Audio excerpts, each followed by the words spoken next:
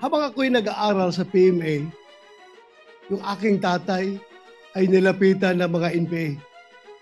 At siya ay hinimok na ako ay pahintuin sa PMA para sumali sa NPA. Hindi sumunod ang aking tatay sa kagustuhan ng NPA.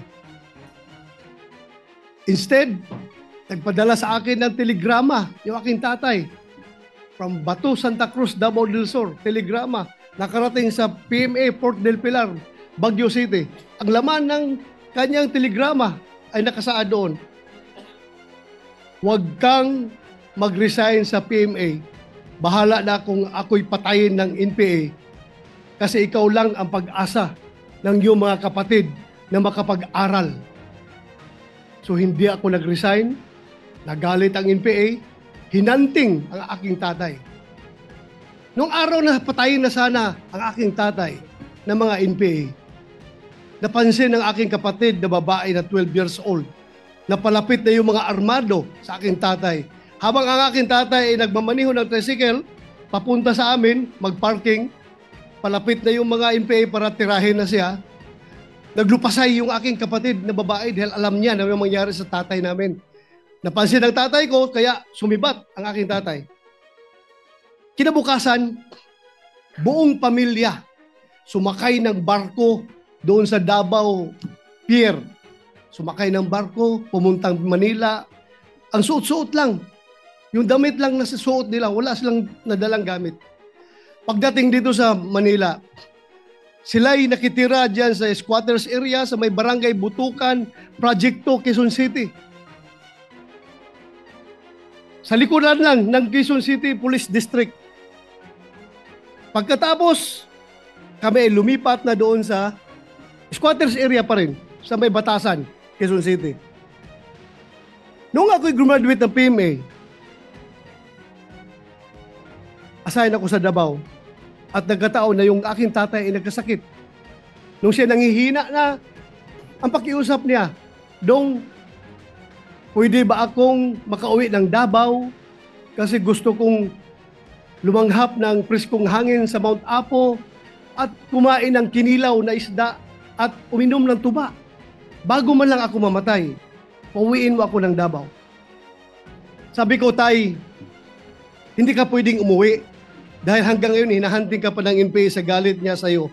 At kung uuwi ka, hindi kita mabantayan dahil busy ako na sa bundok ako ng Surigao, bundok ng Davao, nag-ooperate ako, naghahanap ng NPA.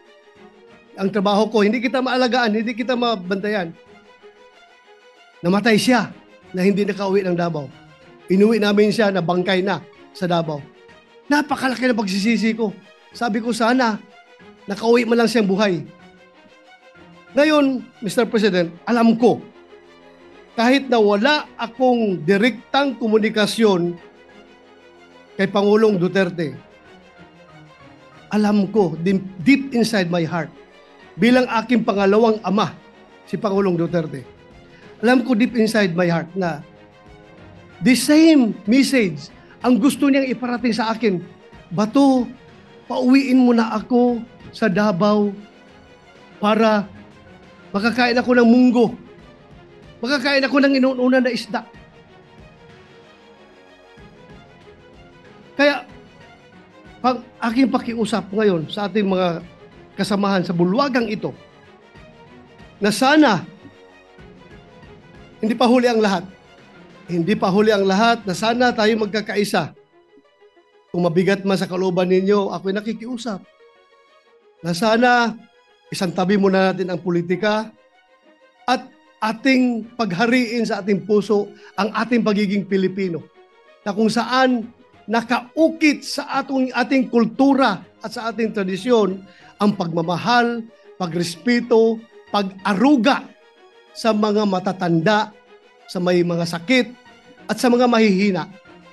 Yan po ngayon si Pangulong Duterte. He is old, he is sick, and he is very weak. Very weak na hindi na siya makatayo. Hirap na siya makatayo ngayon. Kaya ako pinakiusap sa inyo na sana bago huli ang lahat, alam ko suntok sa buwan itong ating pinapasa na resolution, Mr. President. ICC is beyond our control. Pero at least, nakikiusap man lang tayo. Bago man lang pumanaw si Pangulong Duterte, bago man lang siya mamatay, sana maramdaman niya na somehow, merong isang sangay o isang sanga ng gobyerno, partikular ang Senado, na nag-iisip na siya ay sana makauwi at mailagay sa house arrest. Yun lang po aking pakiusap, Ginoong Pangulo. Sana suportahan natin ang resolusyon na ito.